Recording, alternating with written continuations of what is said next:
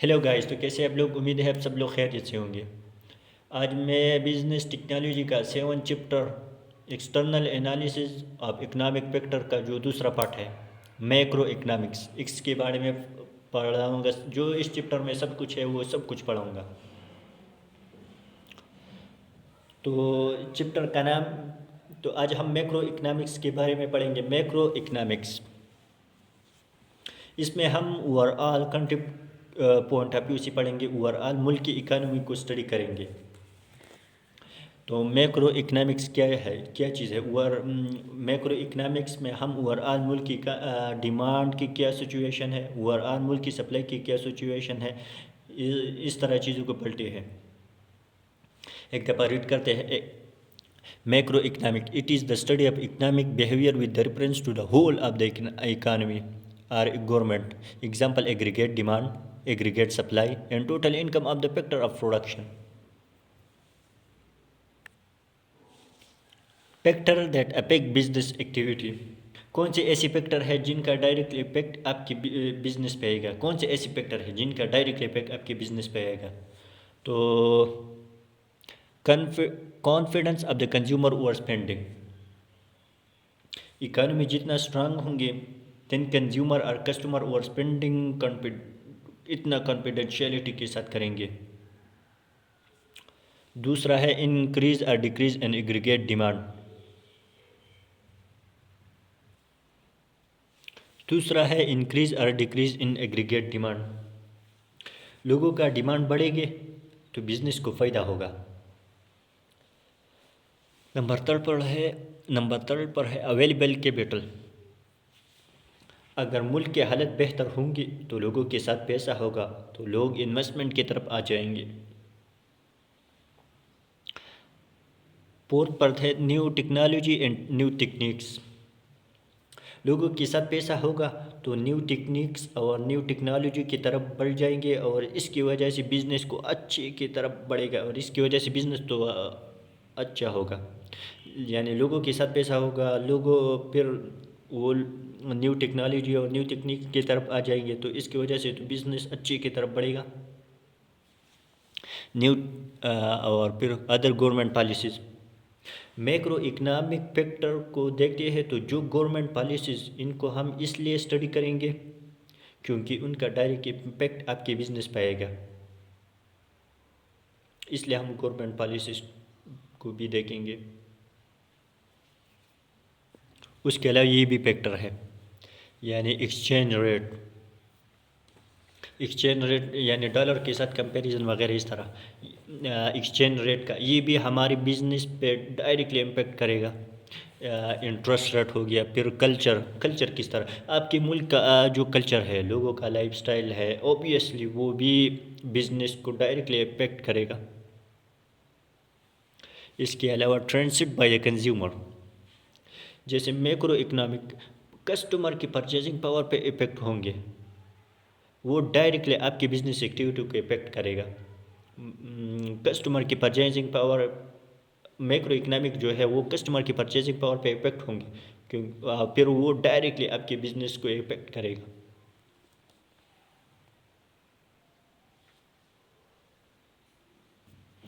इस macro chapter में हम ये 4 चीज़ें बहुत डिटेल में पढ़ने वाले हैं। ये 4 टॉपिक है, बहुत लेंथी टॉपिक है। एक एक पर अलग बहुत अच्छे डिस्कस एक एक को अलग अच्छी तरह डिस्कस करेंगे। Economic growth, increase employment, price stability, balance of payment. हम सबसे पहले प्राइस स्टेबिलिटी पढ़ते हैं। प्राइस स्टेबिलिटी किस तरह होते हैं, क्या होते हैं? मैक्रो इकोनॉमिक्स में जो हम 4 चीज़ें पढ़ने वाले हैं, इसमें जो पहला सब से पढ़ने वाला चीज़ है वो है प्राइस स्टेबिलिटी, यानी ऑब्जेक्टिव ऑफ इन्फ्लेशन। इन्फ्लेशन क्या चीज़ है? जब चीज़ों की प्राइसेस ज़्यादा हो जाए या पैसे की वैल्यू कम हो जाए, इसको इन्फ्लेशन कहते हैं। एक दफ़ा रीड करते हैं। A general increase in the price and fall in the purchasing value of the money is called inflation.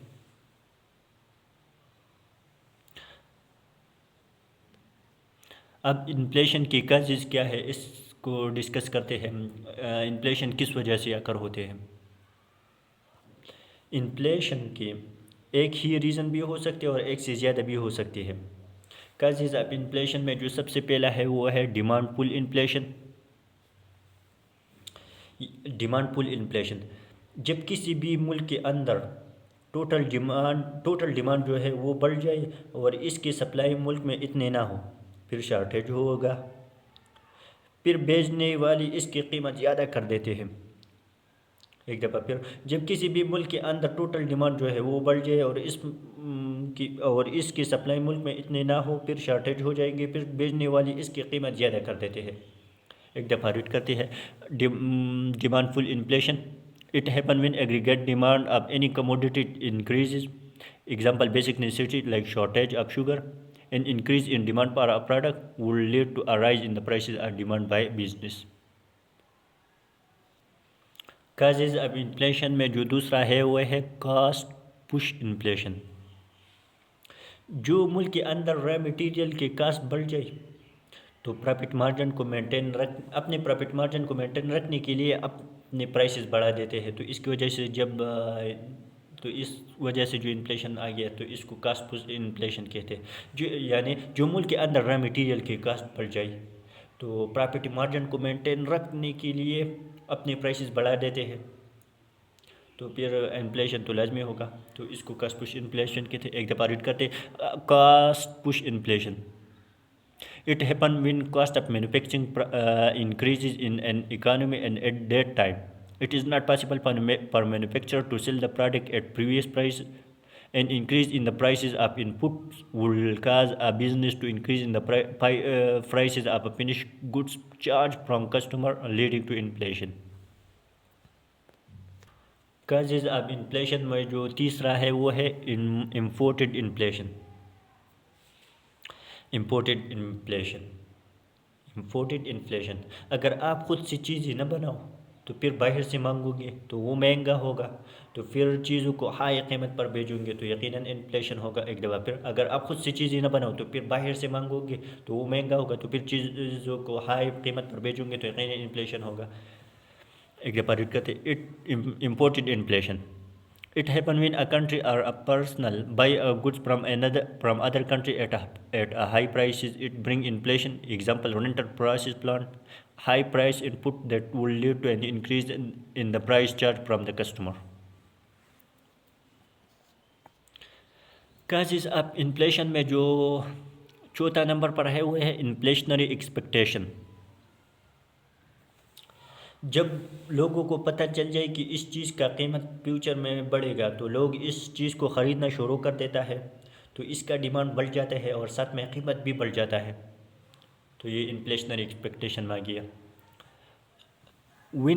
एक दफ़ा रीड करते, when customer inflationary expectation, when customer expect that the price of commodities will increase in future, they tend to increase demand, that result in demand pull inflation. Causes of inflation में जो 5वें number पर है वो है inflationary gap. Time से पहले चीज़ें यूटिलाइज हो जाए, जो थोड़े बहुत चीज़ें बच जाती हैं उनके प्राइसेस इंक्रीज हो जाएंगे। एक दफ़ा फिर, टाइम से पहले चीज़ें यूटिलाइज हो जाए, जो थोड़े बहुत चीज़ें बच जाती हैं उनके प्राइसेस इंक्रीज हो जाएंगे। जैसे CNG इन पाकिस्तान, इसको ये इन्फ्लेशनरी गैप में आता है। Inflationary gap, it is a situation in which resources are fully utilise and aggregate demand is increasing but increasing supply is not possible. और छठे नंबर पर है डिफ्लेशनरी गैप। इसमें रिसोर्सेज अवेलेबल है लेकिन इसको अंडर यूटिलाइज यानी प्रॉपरली यूटिलाइज नहीं करते हो। जैसे हमारे पाकिस्तान के साथ बम तो है लेकिन इससे हम इलेक्ट्रिसिटी तो जनरेट नहीं कर रहे, तो ये डिप्लेशनरी गैप में आ गया। Deflationary gap, it is a situation in which resources are underutilized which mean a full capacity of resources not utilized. Causes of inflation में जो 7वें नंबर पर है वो है हाइपर इन्फ्लेशन। छठे नंबर पर जो काजेज ऑफ इन्फ्लेशन में है वो है हाइपर इन्फ्लेशन। किसी भी मुल्क के अंदर 100% से ज़्यादा इन्फ्लेशन हो जाए तो इसको हाइपर इन्फ्लेशन कहते हैं। Hyper inflation, it is a situation in which inflation rate is more than 100%। It happen normally in wars और इन अ नेचुरल डिजास्टर। ये एक एग्जांपल है, खुद भी देख लिए, एक ईजी एग्जांपल है। लेकिन ये समझना ज़रूरी है। काजेज़ ऑफ इन्फ्लेशन में जो सातवें नंबर पर है वो है मनी सप्लाई इन्फ्लेशन। अगर आपके मुल्क के अंदर मनी सप्लाई बहुत ज़्यादा हो जाए, मनी सप्लाई यानी पैसे की अवेलेबिलिटी, सेंट्रल बैंक बहुत ज़्यादा नोट छाप दे तो लोगों के साथ पैसा ज़्यादा होगा। एक मनी सप्लाई इन्फ्लेशन, इसको एक दफ़ा फिर, मनी सप्लाई इन्फ्लेशन, अगर आपके मुल्क के अंदर मनी सप्लाई बहुत ज़्यादा हो जाए। मनी सप्लाई क्या चीज़ है? मनी सप्लाई यानी पैसे की अवेलेबिलिटी, सेंट्रल बैंक बहुत ज़्यादा नोट छाप दे तो इसका वजह से लोगों के साथ पैसा ज़्यादा हो जाएगा तो इसकी डिमांड भी ज़्यादा हो जाएंगे तो फिर चीज़ों का ख़रीदना, तो फिर चीज़ों का कीमत भी बढ़ा देते हैं क्योंकि डिमांड बढ़ जाएगी तो कीमत तो लाजमी बढ़ा देते हैं लोग। मनी सप्लाई इन्फ्लेशन एक दफ़ा रीड करते, if there is an increase in money supply in a country the value of money will decrease so the price of commodity will increase. The total stock of money circulating in an economy is the money supply. The circulating money involves the currency, printed notes, money in the deposit accounts. The increase in the money supply will lead to an increase in the consumer spending. Increase in the money supply causes a reduction in the interest rate. यानी bank से loan नहीं लेंगे फिर अगर बहुत ज़्यादा note छाप दे और हर किसी के पास पैसा हो तो फिर बैंक से लोन नहीं लेंगे। Increased money supply causes a reduction in the interest rate and further spending and therefore an increase in the aggregate demand. Indicator of inflation. Indicator of inflation, अगर ये फैक्टर अगर होते हैं ना तो आपको पहले से हिंट मिल जाएगा कि इकानमी में इन्फ्लेशन होने वाले हैं। ये कुछ इंडिकेटर है, कुछ आप ये इंडिकेटर ऑफ इन्फ्लेशन कुछ आपको लिंक मिल जाएंगे इससे, जिसकी वजह से आपको पता चल जाएगा कि फ्यूचर में इन्फ्लेशन होने वाले है। इस देयर आर 3 इन्फ्लेशन इंडिकेटर।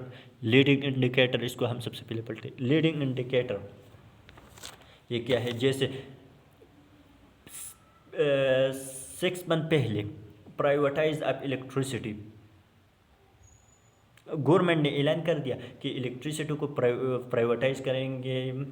6 महीने पहले ये कह दिया तो पहले से इंडिकेशन मिल गया अगर ये प्राइवेटाइज हो गया तो इसके प्राइसेस भी बढ़ेंगे तो ऑब्वियसली इन्फ्लेशन आकर हो जाएगा। तो ये है leading indicator. Leading indicator, it is a proactive indicator that gives indication in advance और before the time of economic situation in a future as a result of government action. For example privatization of electricity.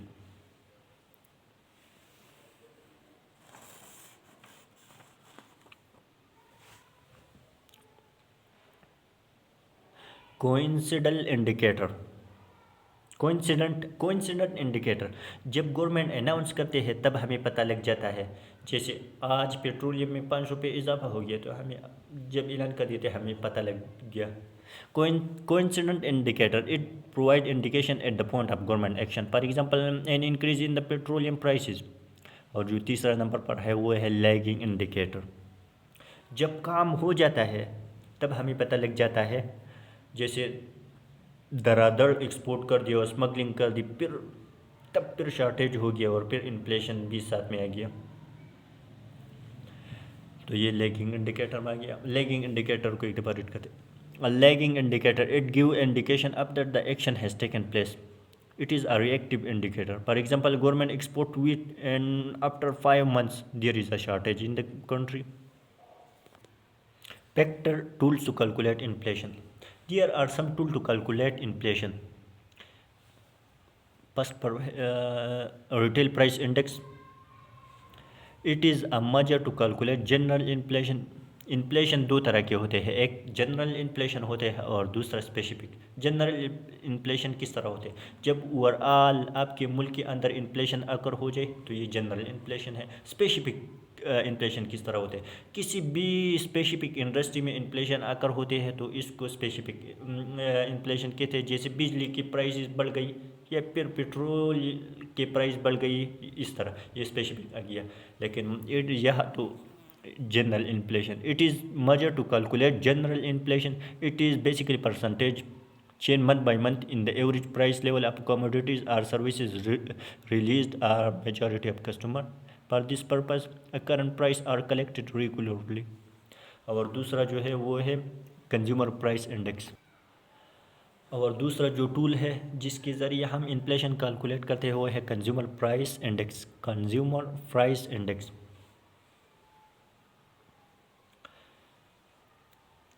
ये हमें overall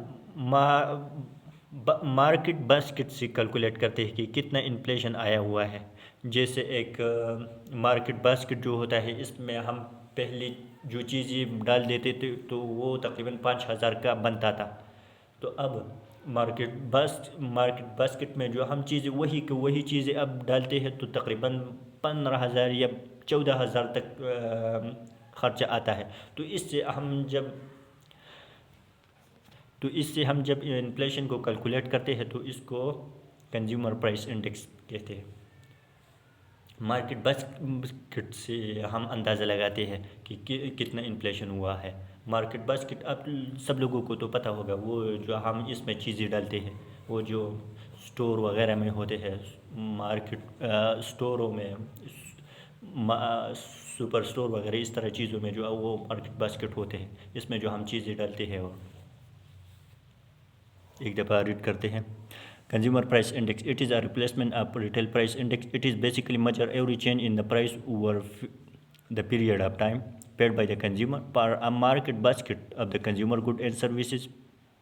Market basket, it refers to a fixed list of items specifically to track progress of inflation in an economy or in a specific market.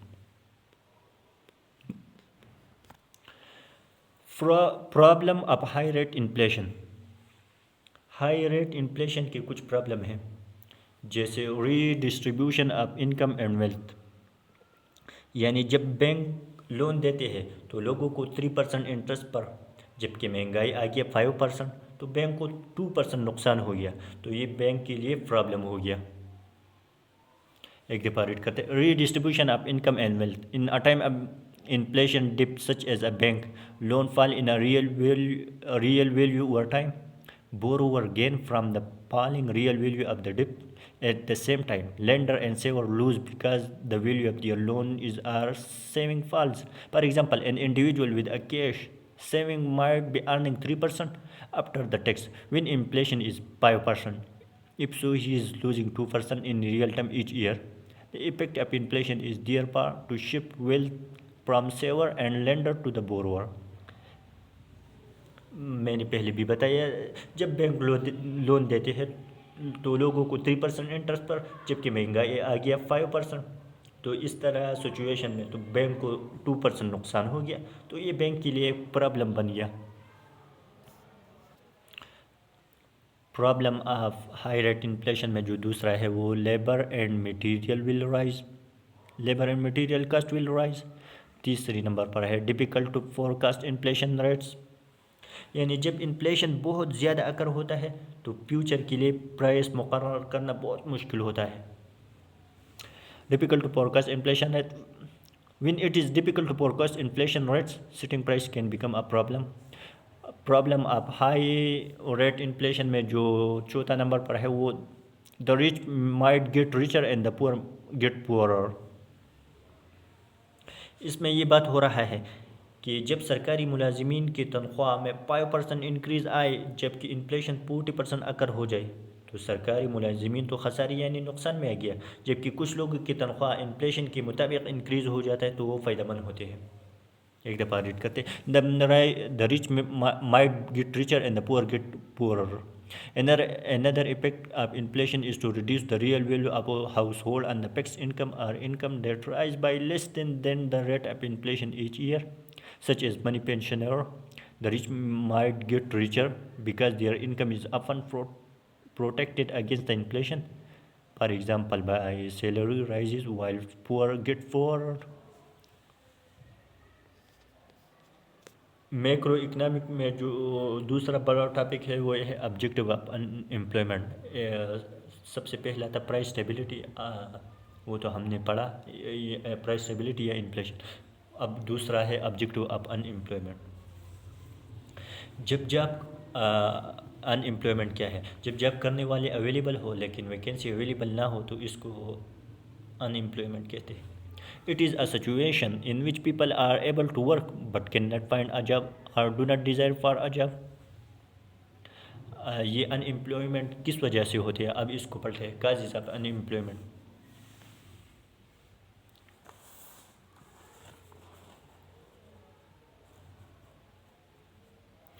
Causes of unemployment, इसमें जो सबसे पहले है वो है cyclic unemployment. Candidate की ज़रूरत ही नहीं है मुल्क में। जब कंपनी को लोगों की ज़रूरत ही नहीं है, जब कंपनी का डाउनफॉल शुरू हो जाता है, तब इंडस्ट्री या बिजनेस ग्रो नहीं करता, तो इस वजह से साइक्लिक अनएम्प्लॉयमेंट अकर होता है। साइक्लिक अनएम्प्लॉयमेंट गवर्नमेंट के लिए कंट्रोल करना बहुत मुश्किल होता है जब एक दफ़ा अकर हो जाए। Cyclic unemployment, it is also called demand deficient unemployment. It is a situation in which people get unemployed because of no or low demand. It happens normally in decline or depression slump.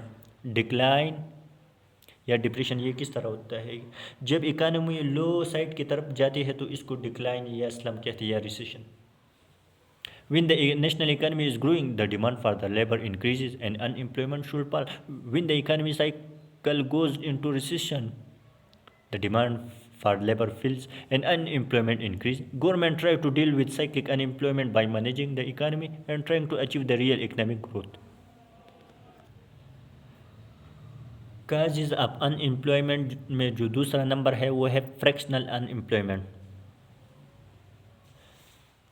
Fractional unemployment, जब old job और new job के दरमियान जो time period है ना, उस time period को fractional unemployment कहते हैं। एक दफ़ा रीड करते हैं। Fractional unemployment, it is a situation or a gap between the old job and new job. This is a short-term unemployment when individuals are dismissed from their work, for example, because they have been made redundant or because they did not like the job they were doing. The period between these two jobs is known as fractional unemployment. It might take them a little time to find a new job until they are unemployment. However, the unemployment should not last long. Causes of unemployment में जो तीसरा number है वो है structure unemployment. Structure unemployment ये तब अकर होता है जब भी इकानमी का स्ट्रक्चर चेंज होता है, यानी from manufacture to service industry. एक दफ़ा रीड करते हैं। It is occur when there is a long term structure change in economy. Example, a country is moving from manufacture to service industry like UK. A structured unemployment is a long-lasting unemployment that comes about due to a shift in an economy. This type of unemployment happen because through jobs are available there mismatch between what companies need and what available worker offer. For example, as old industries have declined, new industries have emerged, such as higher tech manufacture, IT, computer insurance and internet-based companies. However, these new industries may require a different skill set to previous manufacturing jobs, and this can cause a structural unemployment. ये तब अकर होता है जब भी economy का structure change होता है, तो ये तो लाजमी बात है। जैसे एक इंडस्ट्री पहले मैन्युफैक्चर था, अब वो सर्विसेज इंडस्ट्री बन गया, तो फिर ये सब बातें जो हमने की ये तो लाजमी होगी। काजेज ऑफ एम्प्लॉयमेंट में फिर अगला है टेक्नोलॉजिकल अनएम्प्लॉयमेंट। टेक्नोलॉजिकल अनएम्प्लॉयमेंट, जब किसी इकानमी के अंदर टेक्नोलॉजी बहुत ज़्यादा इंक्रीज कर जाए तो इसकी वजह से जो अनएम्प्लॉयमेंट होते हैं इसको टेक्नोलॉजिकल एम्प्लॉयमेंट कहते हैं। Technological unemployment, it occur when there is a new techniques और new technology being introduced and old skill are no longer needed. It is a short term change, computerise working. The new technology replace the manual labour. This can happen when a manufacturing processes are automated. Technological unemployment can add structural unemployment. इसके बाद फिर है seasonal unemployment. Seasonal unemployment, जब किसी चीज़ का season time गुजर जाए और इसके बाद फिर लोग बेरोज़गार रहते हैं, इसको सीजनल अनएम्प्लॉयमेंट कहते हैं। This seasonal unemployment, this is an unemployment upon with in a particular industry because the demand by firms for labour is higher at some times of the year than the other. For example, the demand for agriculture labor might be very seasonal, and there might be high level of unemployment in the industry in the low season period. इसके बाद फिर voluntary unemployment ये क्या होता है, जहाँ पे लोग अपनी मर्जी से अनएम्प्लॉयड रहना चाहते हैं. Voluntary unemployment, it is a situation in which people are willing to be unemployed. अपनी मर्जी से चाहते हैं कि हम अनएम्प्लॉयड रहे. जैसे पाकिस्तान में we are one member is earning and the rest are resting.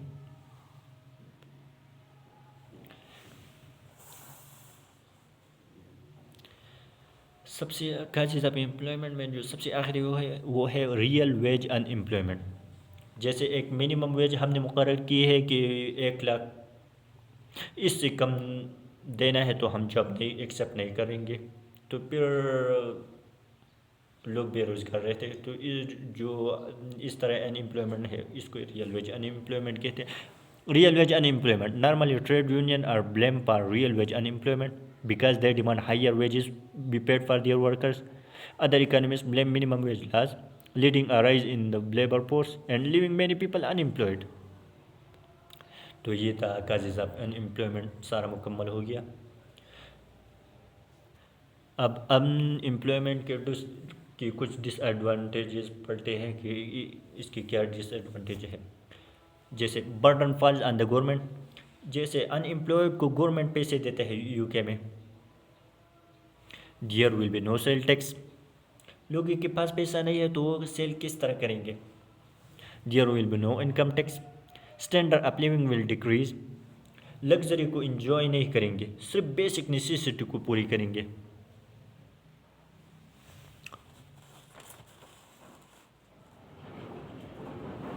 Disadvantages of unemployment, crime rate will increase, unequal distribution of wealth in society. इस हमने जो पहले पढ़ा, जो बैंक का एग्जांपल मैंने दिया था. Investment in new business will reduce. लोगों के पास पैसा नहीं तो ये इन्वेस्ट कैसे करेंगे. मैक्रो इकनॉमिक में जो तीसरा बड़ा टॉपिक है, दो तो हमने पढ़ लिया, अब जो तीसरा है वो है objective of balance of payment. Balance of payment, country के जो लोग हैं वो जितने भी फाइनेंशियल ट्रांजैक्शन करते हैं या आपके इंटरनेशनल ट्रेड होते हैं जिसमें इंपोर्ट एक्सपोर्ट आ जाते हैं, वो सारा पैसा आपके मुल्क के अंदर आ रहा है या जा रहा है, वो इसको बैलेंस ऑफ पेमेंट कहते हैं. Objective balance of payment, the balance of payment is the record of all international trade and financial transaction made by the country resident.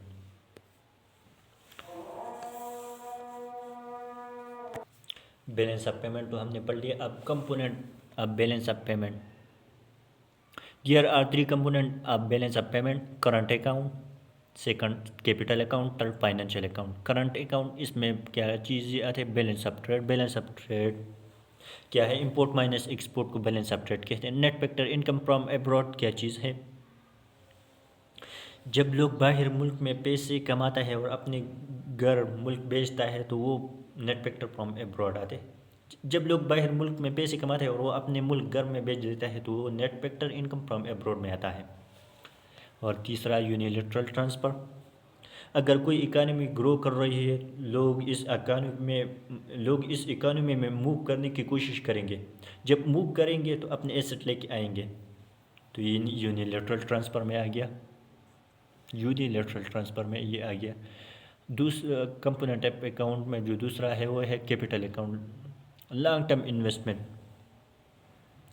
जैसे गवर्नमेंट लॉन्ग टर्म इन्वेस्टमेंट करते हैं, जैसे मेट्रो मोटरवेज वगैरह इस तरह पर जो इन्वेस्टमेंट करते हैं तो लॉन्ग टर्म इन्वेस्टमेंट में आता है. नंबर 3 पर फाइनेंशियल अकाउंट, इसमें फॉरेन डायरेक्ट इन्वेस्टमेंट आता है. बाहर से लोग आए इन्वेस्टमेंट करें तो इसको फॉरेन डायरेक्ट इन्वेस्टमेंट कहते हैं. पोर्टफोलियो इन्वेस्टमेंट ये किस तरह होते हैं, कोई इकानमी स्ट्रांग होती है, ग्रो करते हैं, तो फिर यहाँ के लोग सेविंग को इन्वेस्ट करेंगे, लेकिन इसमें एक जगह पे इन्वेस्ट नहीं करते. और अदर इन्वेस्टमेंट ये फाइनेंशियल अकाउंट में आ गया. तो बैलेंस ऑफ पेमेंट की 3 कंपोनेंट है, current account, capital account, financial account. और इसमें जो जो चीज़ें आती थी हमने इसको अच्छी तरह डिस्कस कर दिया. हमने इन चीज़ों को पहले से डिस्कस किया. जैसे फॉरेन डायरेक्ट इन्वेस्टमेंट हो गया, पोर्टफोलियो इन्वेस्टमेंट हो गया, इसके बाद फिर बैलेंस ऑफ ट्रेड हो गया, net factor from abroad, unilateral transfer. ये हमने सबसे पहले पढ़ लिया। एक दफ़ा अगर आप रीड कर सकते हो तो रीड कर दो। बैलेंस ऑफ पेमेंट डिफिसिट, अगर तीनों अकाउंट यानी बैलेंस ऑफ पेमेंट के जो तीनों अकाउंट है, जैसे current account, capital account, financial account, अगर ये तीनों अकाउंट नेगेटिव में आ रहा है तो आपका बैलेंस ऑफ पेमेंट डिफिसिट में आ जाएगा। एक दफ़ा रीड करते, balance of payment deficit. A balance of payment deficit means that country import more goods, services and capital than it export. It must borrow from the other country to pay it for its import. एक दफ़ा फिर, a balance of payment deficit mean that a country import more goods, services and capital than it export. It must borrow from other country to pay for its import. Balance of payment surplus, अगर balance of payment surplus क्या चीज़ है, अगर तीनों account balance of payment के जो तीनों account है वो पॉजिटिव में आ रहा है तो आपका बैलेंस ऑफ पेमेंट सरप्लस में आ जाएगा। अब balance of payment surplus mean that the country export more than its import, it government and resident are saver, they provide enough capital to pay for all domestic production, they might even land outside the country. बिल्कुल, अगर आपके साथ पैसा ज़्यादा है और तो आप बाहर ममालिक वालों को भी दे सकते हैं। International payment of disequilibrium, international payment of disequilibrium, when the value of export is greater than the value of import, balance of, इसको बैलेंस ऑफ पेमेंट सरप्लस में आ जाता है। ये बैलेंस ऑफ पेमेंट सरप्लस में आ जाता है जब एक्सपोर्ट ज़्यादा हो जाए इंपोर्ट से। when the value of और ये when the value of import is greater than the value of exports, तो ये बैलेंस ऑफ पेमेंट डिफिसिट में आ जाएगा।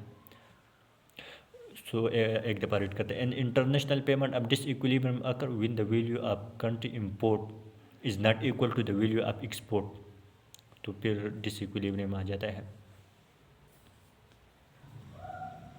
Balance of payment, impact of balance of payment, balance of payment का क्या असर होता है। Economic indicator, individual business, economic indicator जैसे सरप्लस, तो ये इंडिविजुअल पर क्या असर पड़ता है, अगर सरप्लस होगी तो इंडिविजुअल पर क्या असर पड़ेगा। Higher demand for the good and services, greater opportunity for the individual jobs, higher income because of higher job opportunities, greater expenditure on the goods and services by household as well as individual। जबकि business पे क्या impact आएगा, क्या असर आएगा। greater demand for their goods and services typically translate into greater profitability, business expanding or increasing the goods and services they offer, greater employment। जब डिपिसट में आ जाएगा तो इंडिविजुअल पर क्या असर पड़ेगा, fewer job opportunities, reduce expenditure on goods services, lower income of house hold leading to reduce expenditure. जबकि जब डिपिसट होगा तो बिजनेस पे क्या इम्पैक्ट आएगा, lower demand for the good services result in lower profits leading to business contraction. Macro economics में हमने 3 चीज़ें पढ़ी, प्राइस, पहला प्राइस स्टेबिलिटी, दूसरा था अनएम्प्लॉयमेंट, तीसरा था बैलेंस ऑफ पेमेंट, चौथा है ऑब्जेक्टिव ऑफ इकोनॉमिक ग्रोथ। इसमें इकोनॉमिक ग्रोथ में क्या चीज़ें हैं, लोगों के पास नौकरियाँ कितने हैं, लोगों का लिविंग स्टैंडर्ड कितना हाई है, ये सब इकोनॉमिक ग्रोथ में आता है। Objective of economic growth it mean rising trend in employment, यानी लोगों के पास नौकरियाँ कितनी है। हाईएस्ट स्टैंडर्ड ऑफ लिविंग, लोगों का लिविंग स्टैंडर्ड कितना हाई है, plus short term growth, immediate benefit. Short term growth is calculated through gross through GDP factor.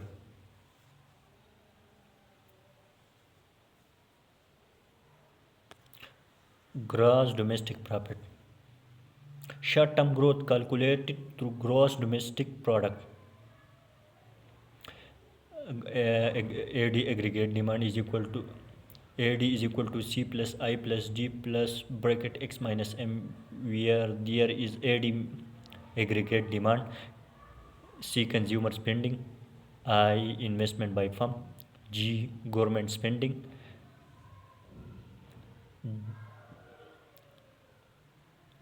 demand X demand from the export, M import.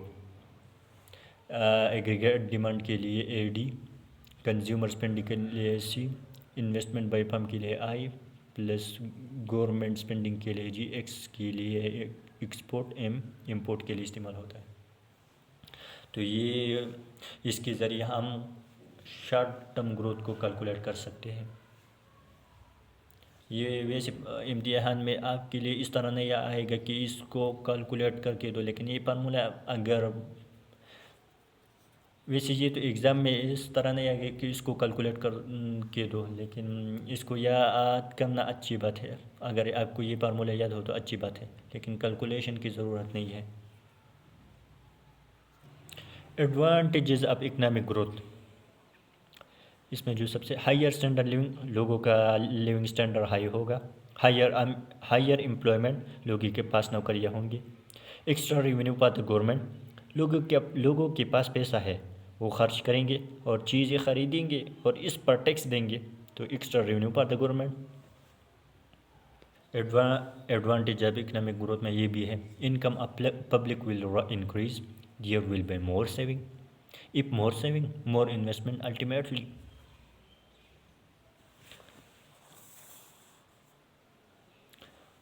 Policies of government, जो हमने 4 factor पढ़े थे, वो price stability और unemployment, balance of payment, economic growth, वो इन 4 factor को control करने के लिए गवर्नमेंट ने कोई पॉलिसीज़ बनाई गई है। ये पॉलिसीज़ बनाई गई है। Policies of government, there are 3 main policies to achieve objectives, demand side policies, supply side policies, analysis through trade cycle. Demand side policies बहुत लंबी है, इसको हम सबसे पहले पढ़ते हैं। पॉलिसीज़ ऑफ गवर्नमेंट में जो सबसे पहला तो होता है demand side policies. Government policies है कि हमने एग्रीगेट डिमांड को कंट्रोल करना है। गवर्नमेंट एग्रीगेट डिमांड को कंट्रोल करने के लिए ये 2 पॉलिसीज़ बनाई गई हैं। एक दफ़ा रेट कर, demand side policy, government policy that aim to control the price, inflation and unemployment by influencing the total aggregate demand in the economy. Government takes support for this purpose from the fiscal policy, monetary policy. तो fiscal policy सबसे पहले पलटे ये किस तरह होते हैं।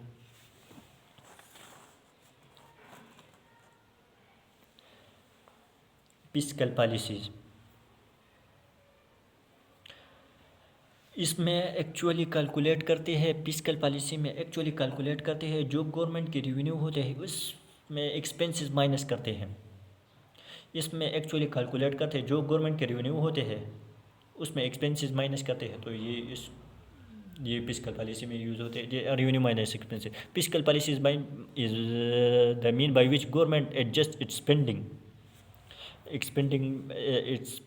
मतलब expenses, adjust its spending adjust its spending level and the tax rate, और टैक्स से जो पैसा कमाता है और टैक्स से जो पैसा आता है। Fiscal policy is mean by which government adjust its spending level and tax rate to monitor and influence a nation economy. It is the sister strategy of monetary policy. ये जो दूसरा पढ़ेंगे वो है monetary policy, through which a central bank influence a nation money supply. Fiscal policy में revenue से expenses minus करते हैं, इस तरह कैलकुलेट करते हैं। फिस्कल पॉलिसी में एक्चुअली कैलकुलेट करते हैं गवर्नमेंट के रेवेन्यू माइनस गवर्नमेंट के एक्सपेंसेस। तो revenue, there are 2 major sources of revenue,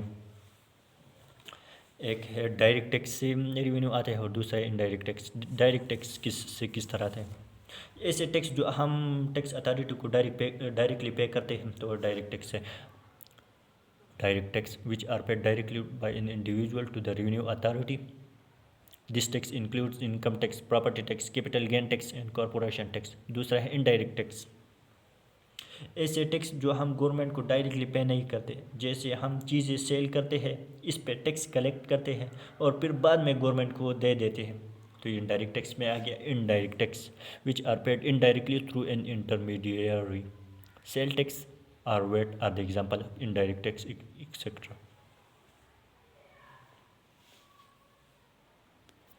using a fiscal policy, government जो एनुअल बेस पे बजट अनाउंस करते हैं ना, that budget is the fiscal part of the fiscal policy. If an economy is suffering from stagnation, low growth, and high unemployment, the government may increase its expenditure and reduce taxation to reduce. अगर unemployment है और लो growth चल रहा है तो government tax को कम कर देते हैं, तो फिर लोग डिमांड ज़्यादा करेंगे, इसकी वजह से ग्रोथ बढ़ेगा और एम्प्लॉयमेंट की तरफ लोग बेरोज़गारी से रोज़गार पर जाएंगे क्योंकि रोज़गार मिलेगा. If an economy is suffering from stagnation, low growth, and high unemployment, the government may increase its expenditure and reduce taxation. This will lead to increased aggregate demand. The downside of such an approach is corresponding increase in inflation. Demand बढ़ेगा तो ज़ाहिर सी बात है कि inflation आएगा. The downside of such approach can be corresponding an increase in inflation, as increase in demand will push prices of goods and services upward. And increased government expenditure will also lead to a budget deficit.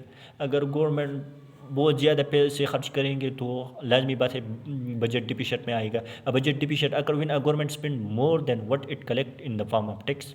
In such situation, the deficit is financed through borrowing, and the amount of borrowing needed to finance deficit is called public sector net cash requirement.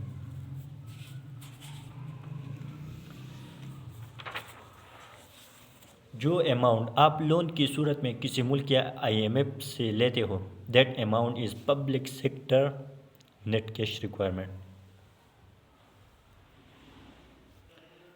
Demand side policy में जो दूसरा था वो था monetary policy. Monetary policy इसको central और state bank control करता है. मॉनेटरी पॉलिसी को सेंट्रल और स्टेट बैंक कंट्रोल करता है. A monetary policy is a macro economic policy laid down by the central bank. It involves management of money supply, exchange rate, and currency value. And interest rate is the demanded side economic policy used by the government of country to achieve macroeconomic objective like inflation, consumption, growth, and liquidity. एक दफा फिर, monetary policy is the macroeconomic policy laid down by the central bank. It involves management of money supply and interest rate and is demand side economic policy used by the government of a country to achieve a microeconomic objectives like inflation, consumption, growth, and liquidity. Using monetary policy, if an economy is suffering from stagnation, mean low growth and high interest rate, the central bank may reduce interest rate in order to stimulate the economy. Borrowing capital become cheaper and incentive to retain saving account reduce, resulting in higher investment and increase aggregate demand, thus increasing growth and reducing unemployment. The downside of such policy can be result increase in inflation. ये तो वैसे आम बातें है, explain करने की ज़रूरत नहीं, इसलिए एक्सप्लेन नहीं किया. अगर इकानमी लो ग्रोथ पर है तो सेंट्रल बैंक इस तरह करेंगे कि वो इंटरेस्ट रेट को कम करेंगे ताकि लोग उनसे पैसे मांगे और फिर लोगों के पास पैसे आ जाएंगे तो लोग डिमांड करेंगे. लेकिन इसका डाउन साइड ये होगा कि अगर डिमांड ज़्यादा हो गया तो इन्फ्लेशन भी अकर हो सकता है.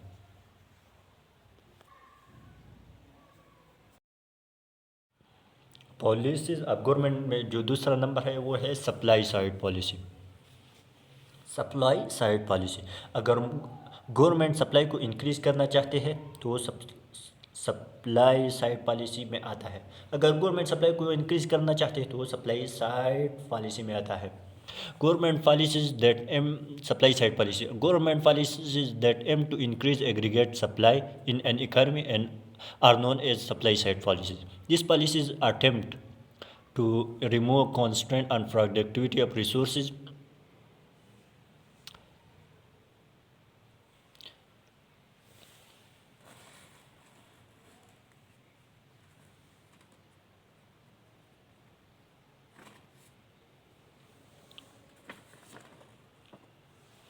Action to control supply side policy. इसमें जो सबसे पहला है वो है टैक्स रिडक्शन। अगर टैक्स रिड्यूस हो गया तो मैन्युफैक्चर को फ़ायदा होगा, तो फिर वो सप्लाई ज़्यादा करेंगे, तो इसकी वजह से भी सप्लाई ज़्यादा हो सकती है, कंट्रोल हो सकती है। Competition, government control the competition between the companies. Aggressive competition से बिजनेस को नुकसान पहुंचता है, तो फिर government control the competition between the companies. Third पर प्राइवेटाइजेशन, अगर मेन गोल प्रॉफिट है, फॉर दिस पर्पस सप्लाई ज़्यादा करेंगे, तो इससे भी सप्लाई को कंट्रोल कर सकते हो, सप्लाई को ज़्यादा कर सकते हो। और लास्ट पर है डीरेगुलेशन, यानी पुराने तरीक़ों को ख़त्म करके नई टेक्निक्स लेके आओ। रूलिंग आउट ओल्ड रूल्स, ये भी है action to control supply side policy. 4 हमने पढ़ा, और ये 5वां है लेबर मार्केट रिफॉर्म, यानी trade union and labour union under control. Trade union को कंट्रोल करो, तो इससे भी आपकी सप्लाई मुतासर हो सकते हैं। अगर ट्रेड यूनियन वगैरह इस तरह चीज़ें शुरू हो गई, तो फिर आपकी सप्लाई भी बंद हो सकती है, क्योंकि आप चीज़ें बना नहीं रहे हो, तो फिर सप्लाई कैसे कर सकते हो। तो इस तरह चीज़ों को भी control, trade union and labour under control, improving education and training, और न्यू रिसर्च को इनकरेज करो।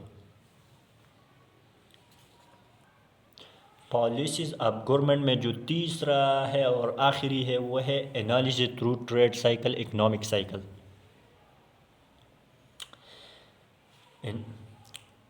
इसमें जो सबसे पहले आता है वो ये है बूम। जब इकानमी पीक पे होते हो तो इसको बूम कहते हैं। दूसरा है स्लम्प, जब इकानमी का डाउनफॉल शुरू होता है तो वो स्लम पेज में आता है, स्लम में आता है। फिर है रिसेशन, फर्दर डाउनफॉल शुरू हो जाए तो वो रिसेशन में आता है। रिकवरी, जब इकानमी रिकवरी की तरफ दोबारा जाती है तो वो रिकवरी में आता है। और बूम तो हमने पढ़ा, जब इकानमी पीक पे होती है तो इसको बूम कहते हैं। ये थर्ड एनालिसिस था, ये पॉलिसी ऑफ गवर्नमेंट में थर्ड टाइप्स था। ये इस तरह से भी आप अंदाज़ा लगा सकते हो। तो ये था external analysis of economic factor, जो कि 2 ही लेक्चर में हमने सारा का सारा चैप्टर ख़त्म कर दिया। अगर आप लोग और एकेडमी में पढ़ते तो तकरीबन 10-12 दिन इस चैप्टर पर लगाते हैं, और जो टीचर होते हैं वो इस तरह करते हैं कि 10-12 लेक्चर में सारा का सारा ये economic factor, external analysis of economic chapter 10 से लेकर 15 दिन में ख़त्म कर देते, और मैंने 2 ही लेक्चर में ख़त्म कर दिया। तो ये था आपका external analysis of economic factor, business technology का 7 चैप्टर, जो कि 2 ही लेक्चर में ख़त्म हो गया।